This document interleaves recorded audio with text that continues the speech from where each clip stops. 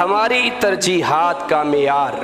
असल में ये मौजू डायरेक्टली उम्मते मुसलमा से रिलेट करता है, उम्मते मुसलमा के साथ ताल्लुक़ रखता है कि इस वक्त मौजूदा दौर के अंदर हमारी ज़रूरियात क्या हैं और हमने किस चीज़ को ज़रूरत समझ लिया है, किस चीज़ को तरजीह देने की ज़रूरत है और किस चीज़ को पीछे रखने की ज़रूरत है।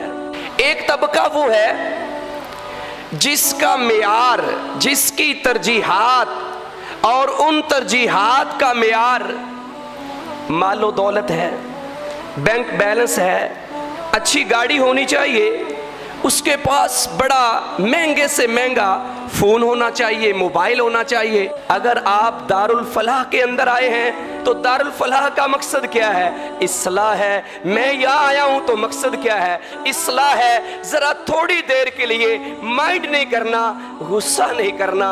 हम अपने चेहरे से दाढ़ी मूंड कर क्लीन शेव करने के बाद जब आईने के सामने खड़े होते हैं, अब हमारा मेयार क्या है? हम समझते हैं कि क्लीन शेव करने के बाद मैं ज़्यादा खूबसूरत हो गया।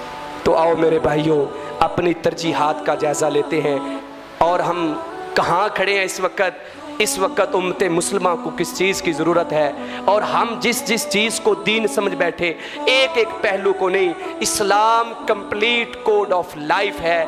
हमें चाहिए, अल्लाह का कुरान कहता है उदखुलू फिस्सिल्मि काफ़ा, इस्लाम में पूरे के पूरे दाखिल हो जाओ।